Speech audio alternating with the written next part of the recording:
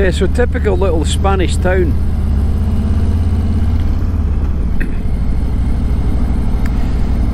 When you come up through these little towns, you realise that, you know, these are working Spanish towns, and you get very, very few, if any, tourists ever coming to these places. And in my experience, it's where you get some of the best food and the best company. The Spanish folk are, for the most part, quite sociable, and they're quite happy to chat away. You just try and strike up a conversation. But of course, the difficulty you have in these little back towns is that very few people speak English. So you have to learn a little bit of Spanish just to be sociable, and they seem to appreciate it.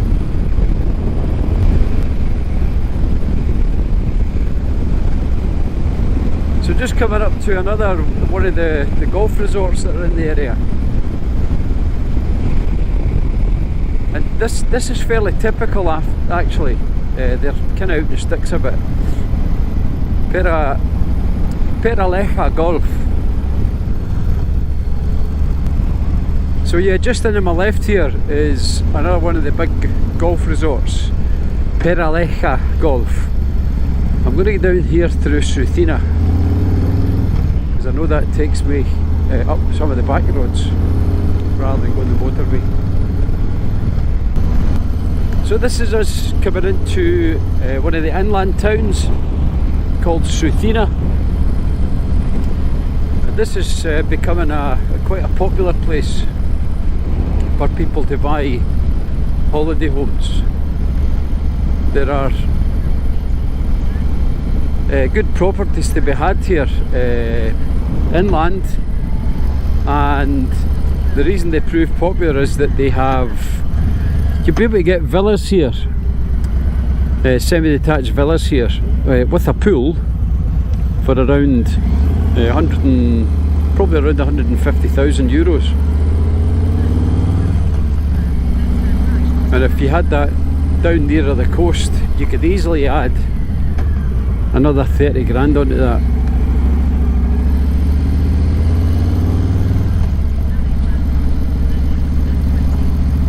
So yeah, some bargains to be had. Now I've got no idea, there's some half-built houses on the right there. I've got no idea where this little road's going to take us.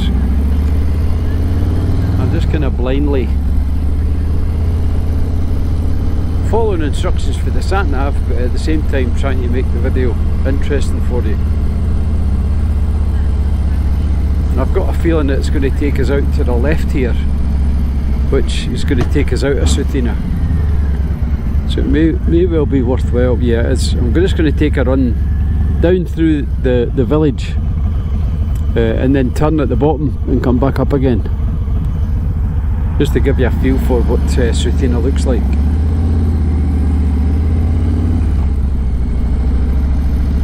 So I've got some friends who live up here. They've been here around 7 years. They love it. They said it's got everything they need. It's got a good selection of little bars and restaurants. It's got a decent supermarket. It's got a pharmacy. Got the bank, and that, you know, probably all the stuff that you would need for day-to-day living. So the chapel is just coming out here, so I'm just going to zip round here and go back out the village. So other than what I've seen there, this is it. So here we go. People are just waiting for the mass, having a cold beer. I've probably just finished the mass actually. Having a cold beer in the sunshine, or a cold juice or water.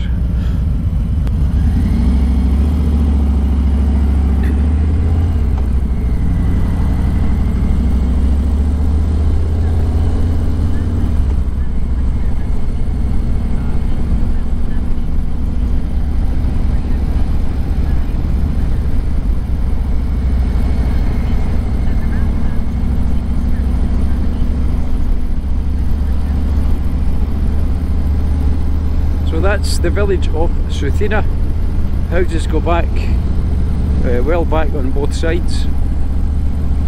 And if you fancy a decent property with a pool, and you don't mind a sort of 20-minute drive to the beach, then have a look at Scenic. It might just be what you're looking for.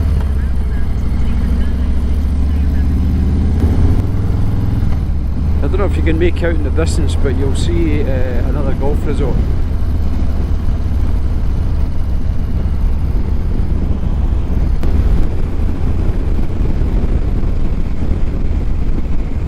So we're coming up here to one of the big golf resorts that are here, and that's Hacienda Riquelme Golf Resort. Now, we dismissed living on a golf resort full time simply because whenever you sort of walk around them, whilst they're very nice, they have a sort of town centre with a selection of bars and restaurants. But there was two things that put us off, well, three things really. One, most of the time they're really quiet, so there's no one around.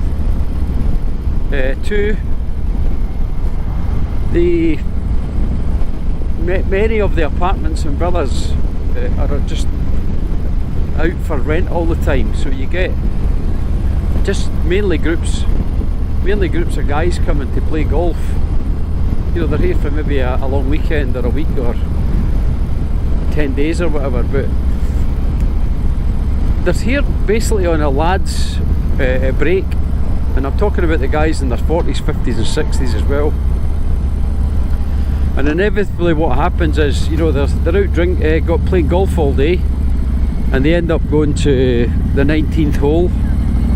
Not the bar in Los Alcatres, although they should, because it's very good. They go to the 19th hole clubhouse and they have a few beers, and very often they just continue that back in the villa or the apartment that they've rented, so they can be quite noisy into the wee small hours, and because they don't live there, they don't really care. And then the third thing is, because it's a resort, you're a captive audience for the bars and restaurants there, so they can afford to charge a bit more than the local bars, and pretty much you don't have a choice. You can get taxis to the neighbouring towns of, you know, Scenic or Avileses or Roldan, but you may as well just pay the extra and sit in the bar in the golf resort rather than add on the prices of taxis.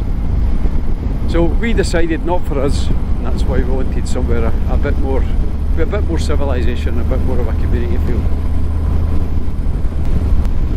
So yeah, I'm just going to continue up these little roads here. I often do this on the bike, just get out and follow my nose. I kind of plumb a rough route into the sat-nav of things I maybe would like to see on the way, but I like to just sort of vary it, go off piste, if you want to call it that. I'm just learning as we go about this vlogging stuff. So if you've got any tips for me, if there's anything in particular you think, you know, I should be focusing on doing these vlogs on the bike, let me know in the comments, as this part of YouTube is all quite new to me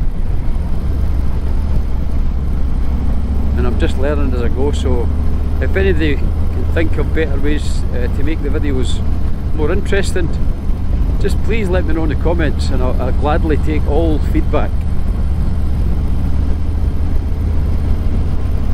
So coming into another little settlement here. Don't really know where it is. Don't know what it's called. So it said La Nueva Tercia. The new Tercia. Because I know there's a big golf resort called Tercia Golf Resort, La Tercia. So I assume that, there's a little sign here on the left, La Tercia. or Tercia, probably Tercia. You know, I do enjoy these runs out on the bike here, and I think it's partly because I don't really know all the sort of back roads and areas yet. Living in Scotland all my life and having a motorcycle since I was 17, I pretty much know certainly the west of Scotland and a lot of the east, some of the north and some of the south of Scotland I know pretty well, just through years of going out with the bikes on Sunday, working away all over the UK in fact. So everything gets a bit samey when you end up doing the same route, you know, every other week on a Sunday run.